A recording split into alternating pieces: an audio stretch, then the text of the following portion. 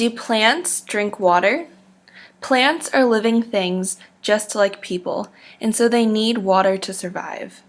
But how does water get from outside the plant to inside the plant? Let's take a look at this beautiful daisy. How does it get the water it needs to grow and survive? The answer is buried underground at its roots.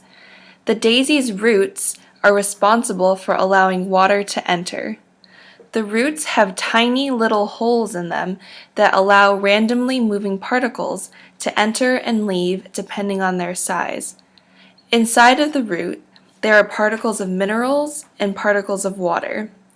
Outside of the root in the soil, there are also particles of minerals and particles of water.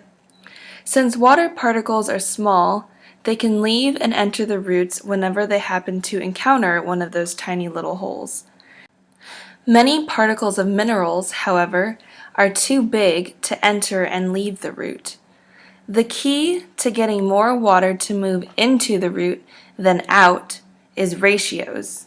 When the ratio of water particles to mineral particles is higher outside the root than inside the root, more water particles from outside the root will randomly encounter the tiny holes in the roots than those from the inside of the root.